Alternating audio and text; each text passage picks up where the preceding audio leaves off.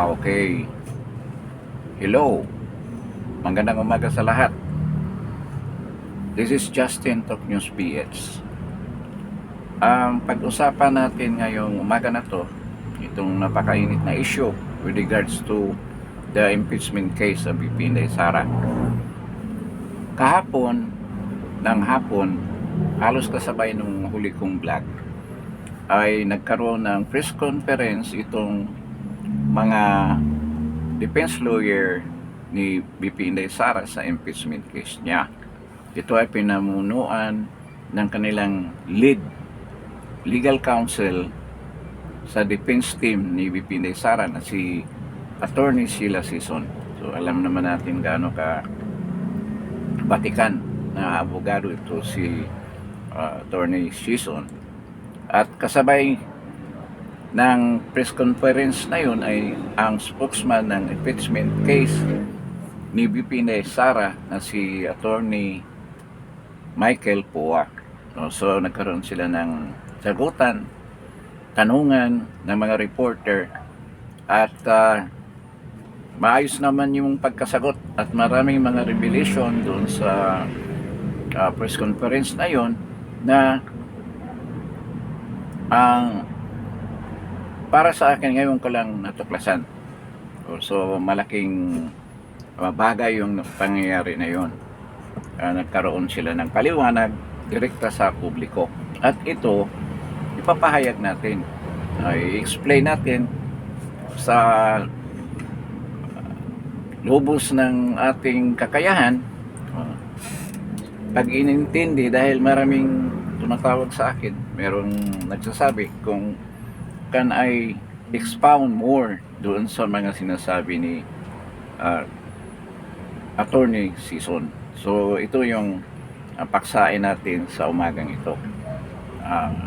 Meron ding mga ibang bagay na i-discuss natin patungkol din ito dyan mismo sa paksa na yan, yung paglabag sa konstitusyon ng ginagawang hearing ng House of Representatives Committee on Justice. So, dyan tayo makapokus ngayon sa talk natin na ito ngayong umaga. But bago tayo magpatuloy, gusto ko lang bilambing sa inyo na paki-press naman yung like para naman maraming makapanood sa video natin. At paki-share din doon sa mga bagong dating. At yung mga nanonood na dito na hindi pa nakapag-subscribe, paki-press yung subscription button para dumami tayo dito sa Justin Talk News PH. Meron pala tayong isang channel but this deals with geopolitical issue, mga international issue. Ito yung Justin Global News Channel. At ito na nga, nagpahayag yung mga abogado ni VP Inday Sara, defense lawyer ni VP Inday Sara, pinamumunuan ng kanilang legal counsel na si Attorney Sheila Sison.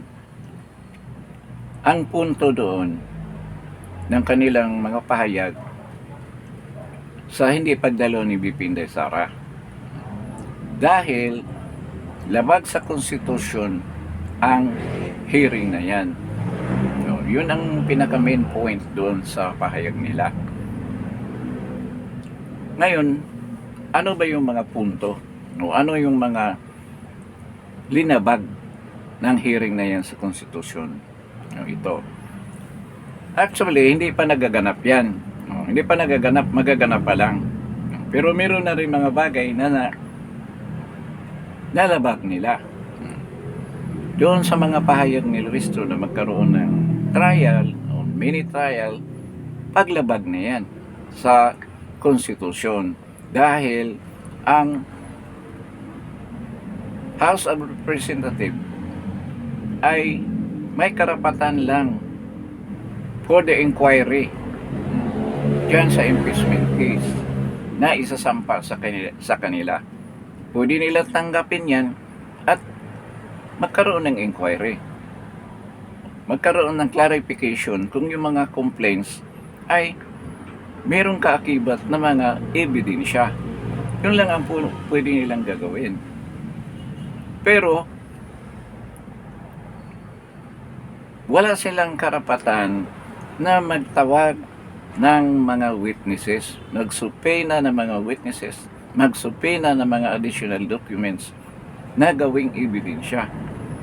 Yun daw ang nakasaad sa Constitution, Article 11, Section 4, Paragraph 6 ng ating Constitution. Nakasaad doon na only the Senate ang pwedeng mag-conduct ng trial dyan sa impeachment case or impeachment complaint na isampa sa kanila. Walang karapatan ang House of Representatives na magkaroon ng trial. At ito naman, dininay na hindi daw trial ang ginagawa nila. Ngunit, nag-issue sila ng mga subpoena doon sa mga dokumento as an additional evidence doon sa mga complaints. Dahil walang naka-attach na mga complaint doon, walang recital of facts, walang ultimate facts, yung mga complaint na sinampa doon sa Sabalya case at saka yung isa pang impeachment complaint. So, pinagbabawal yan. Pagpapatawag ng mga witnesses dahil hindi yan ang karapatan ng House of Representatives Committee on Justice. Kung hindi yan ang trabaho o obligasyon na nakasaad sa Constitution para sa Senado. Kaya ini-insist ng mga lawyer ni BP Inday Sara na walang jurisdiction. Hindi yan ang tamang korte kung saan gagawin yung mga bagay na yan na pagpatawad ng mga witnesses at pagkuha ng additional evidence para sa mga impeachment complaint na yan.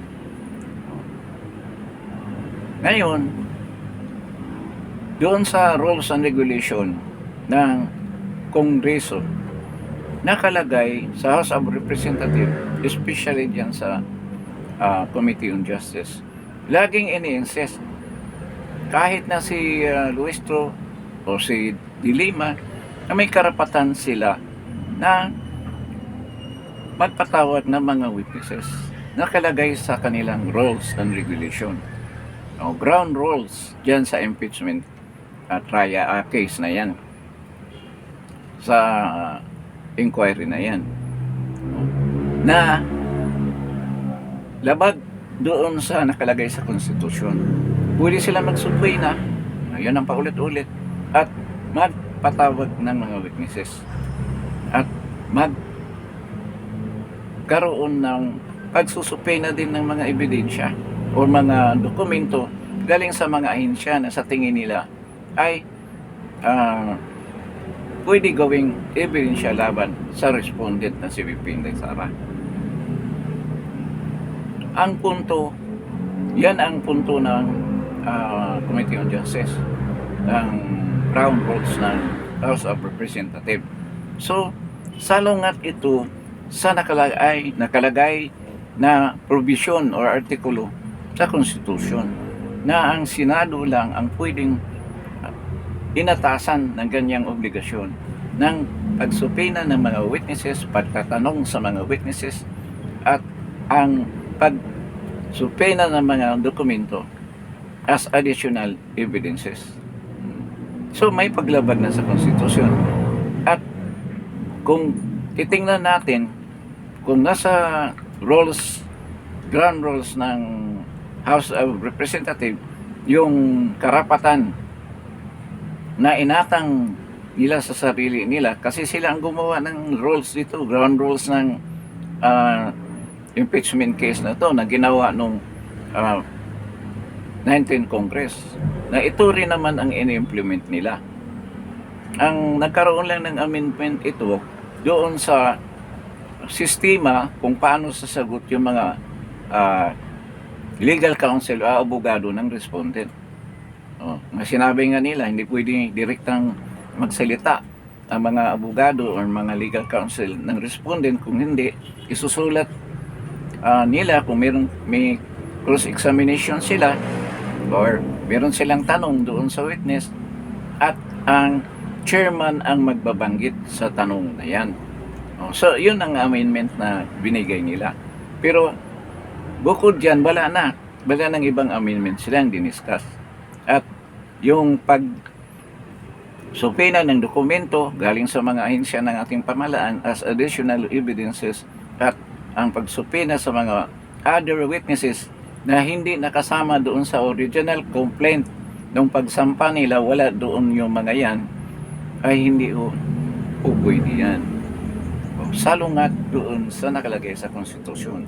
So ngayon, magkaroon ng debate yan kung saan ang susundin. Kasi ini-insist ng Kongreso na meron silang independence sa paggawa ng kanilang mga rules o ground rules dyan sa impeachment. So, kung totoong nakalagay yan, di ko naman nakita yung rules nila completely, lalo na yung rules na yan na pwede silang magpasupina ng mga dokumento at ang mga witnesses. Sinong mananaig? Yung Constitution or yung kanilang ground rules na klarong-klaro lumabag sa Constitution. Sino bang mataas? Ang pinakamataas na batayan ng ating mga batas ay ang nakasaad sa ating Constitution. Tandaan natin yan. At yung rules nila parang self-serving. Ini-overextend nila ang kanilang kapangyarihan sa mga bagay na yan na pag-issue ng subpoena sa mga witnesses at mga dokumento as additional evidence. Kung makikita natin sa ating mga court proceedings, diyan sa preliminary investigation, yung ginagawa ng piskalya ay nagtatanong lang sila kung anong nandyan sa complaint affidavit. So, kung anong nandyan, anong nakapaloob na complaint at hand, yun lang ang kanilang itatanong. O mayroong mga counter affidavit ng respondent, yun lang ang tinatanong. Pero hindi sila na papatawad hindi sila nag-cross examination doon sa witnesses. Tinatanong lang, ini-inquire lang. Kasi ang gawain na yan doon na sa mismong judge. Yan ang regulasyon dyan sa preliminary investigation ng ating mga korte. Yan ang ginagawa ng piskalya. At sinabi nila kahapon sa talakayan nila dyan sa Committee on Justice na kahintulad ang ginagawa nila sa preliminary investigation. Dahil kinukorek nila yung kahiyang pinagsasabi ni Luestro na mini trial ang gagawin nila. Ngayon, bawi sila ng bawi doon sa mga pronouncement Luestro sa media, sa TV. Sila ang nagsasabi na mini trial ang gagawin nila. Ngayon, hindi raw, clarificatory inquiry lang at ang pag-determine ng probable cause. Yun lang pala Pero, bakit magpapatawag kayo ng mga magsusupay na kayo ng mga dokumento na hindi naman ninyo yan obligasyon? Yan ay magaganap doon sa Senado. Ang Senado lang as an impeachment trial court ang pwedeng gumawa niyan. So yun ang matinding argumento. At ito ay hindi procedural technicality. Katulad na nangyari nung nakaraang impeachment na sinampa nila na marami silang nakaligtaan na impeachment procedures. Tulad ng 1-year bar rule. 1-year bar rule na linabag nila. Procedural yun. Or sa proseso yun nagkamali. Pero ito, mismong nakasaad sa konstitusyon ang kanilang linabag. Kaya hindi lang ito technicality na maraming nagsasabi.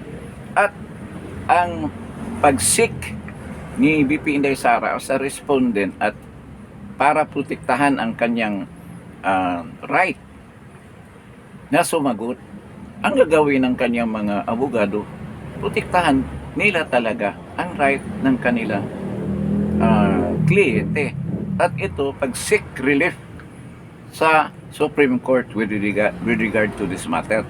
Kasi ang Supreme Court lang ang makapagbigay ng tamang desisyon nito. Kasi sila ang the last arbiter at sila ang mag-interpret sa batas na yan, sa gawain na yan ng Committee on Justice, kung hindi ba lumabag sa batas ang ginagawa nila. So, anong mangyayari niyan? Alam natin na napaka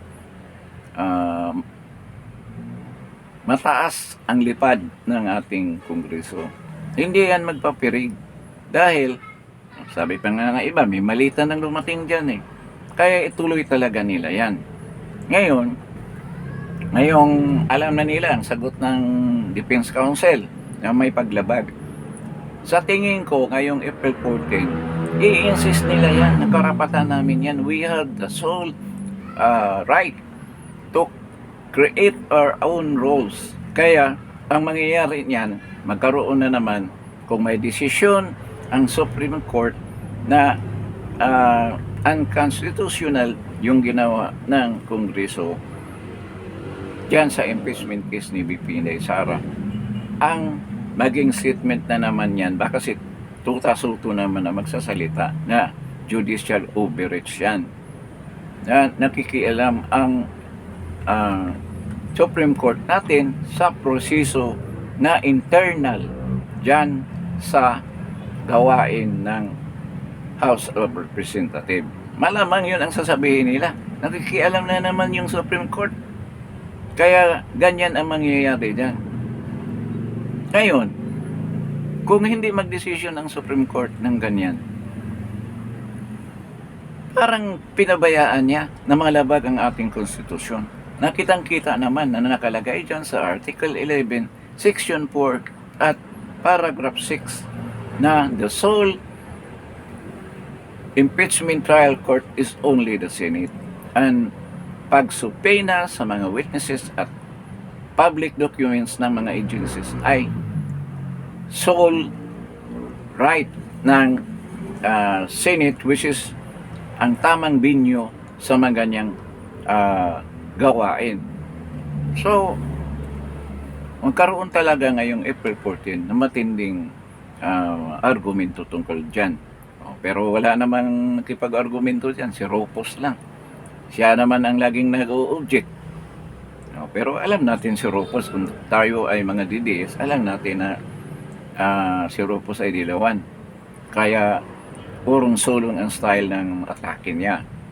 Pero hindi siguro siya makatis dahil siya ay abogado na marunong din naman. Sa tagalan niya dyan sa Kongreso, ilang term na ba siya? Kapanahunan pa ni Nini Pimentel, nandiyan na yan si Ropos eh. So isa siya sa mga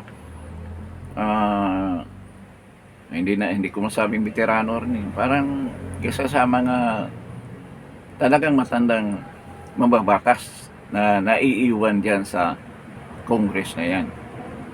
At ngayon, mabuti naman yung iba niyang sinasabi. Nakakatulong din naman yan na may pakita sa taong bayan ang katotohanan na talaga itong impeachment complaint na gusto nilang baluktutin ng husto kahit na lumabag ang batas para lang talaga masira si BP Inday Sara. Lahat na yan ay propaganda lang.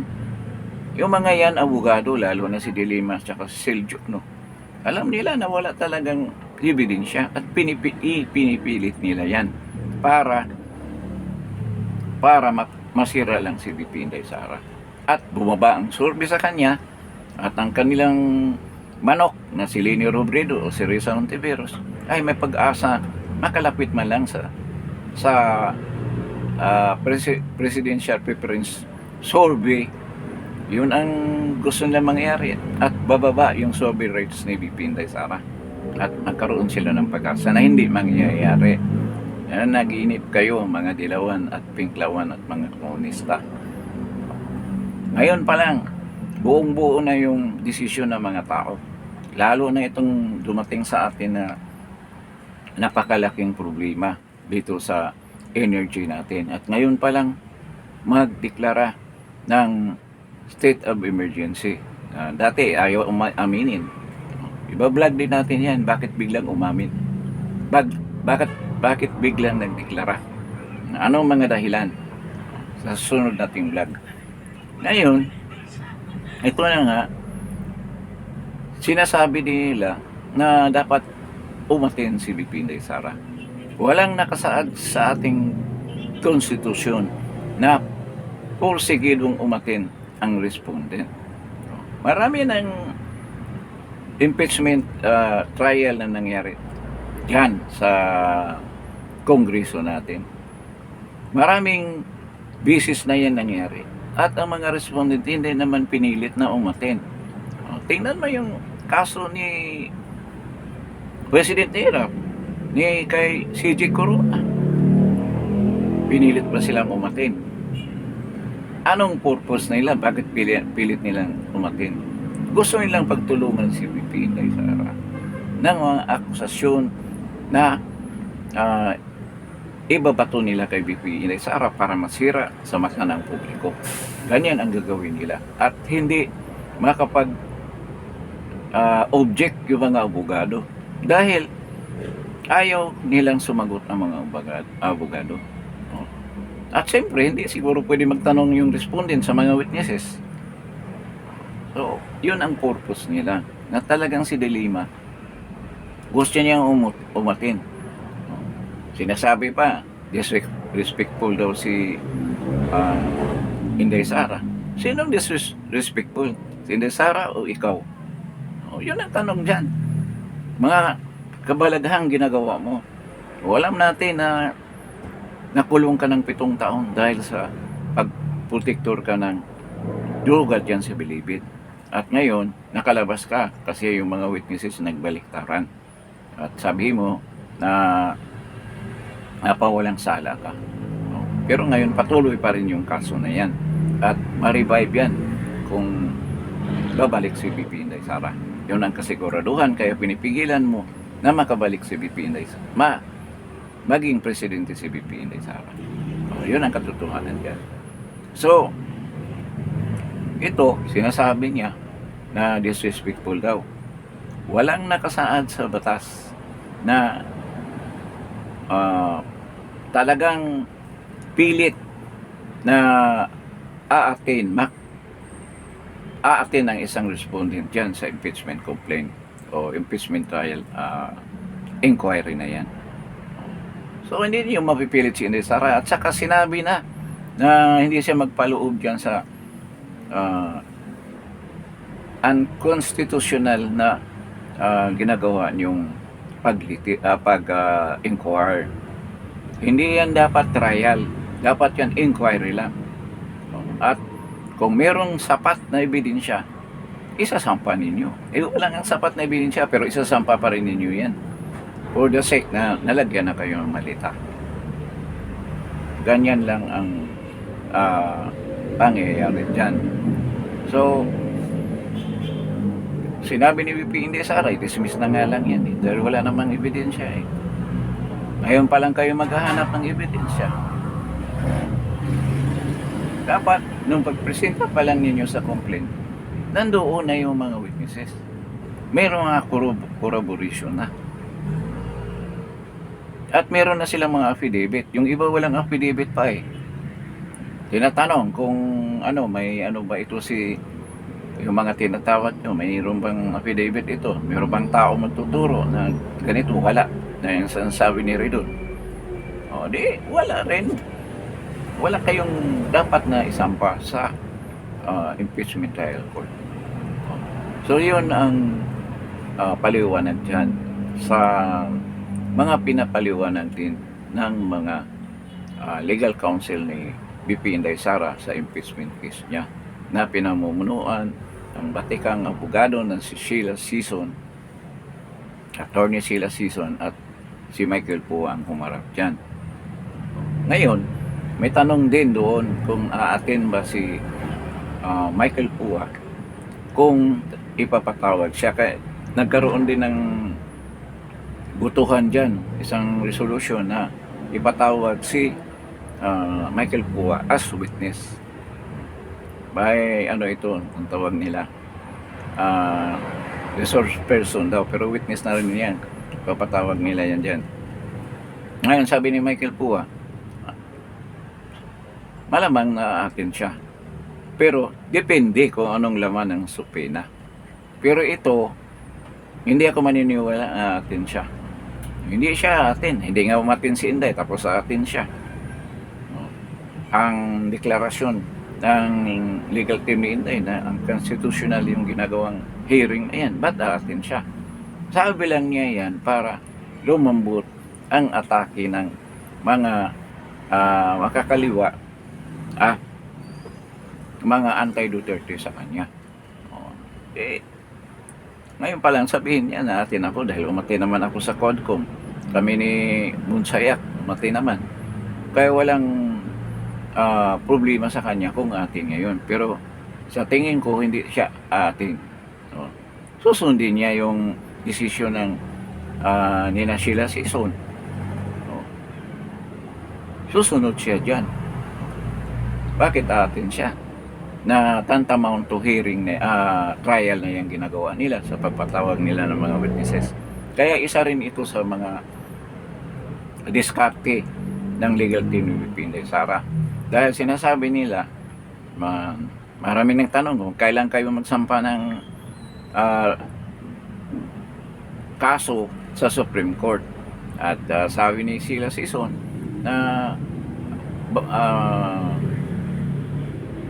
uobserbahan muna nila ang pangyayari kung anong development dyan sa hearing ng Committee on Justice.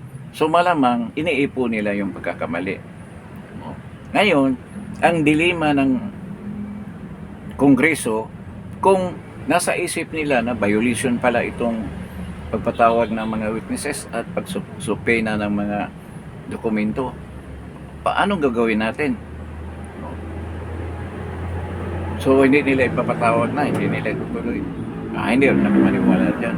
Kaya ang gagawin nila, itutuloy nila yan doon sa April 14 ang pagpatawag, pagsupina ng mga witnesses. Sigurado yan at yung mga dokumento. I-insist nila yan. At yung paglabanan na yan sa Supreme Court. Siguro kung nandyan na yung pangyayari na yan, nagpatawag na sila ng witness at nagsupina ng mga dokumento, magiging konkretong pruiba na yan na lumabag sila sa konstitusyon. Magiging pruiba na yan. At sa tingin ko, yan ang oras nakikilos yung mga legal counsel, sina Attorney Sheila Sison, at magsampa na ng kaso sa Supreme Court. So masagot na yung mga tanong ng mga reporter kung kailan kayo magsampa. Kailangan makomit muna nila yung blunder, yung gawain na yan, na magiging pruiba doon sa kanilang pagsampa ng kaso dyan sa Supreme Court na lumabag ang Committee on Justice sa Constitution, sa Article 11, Section 4, Paragraph 6, with regards to the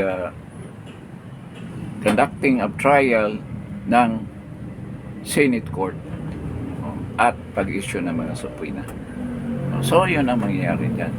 By that time, makasampa na yan sa korte.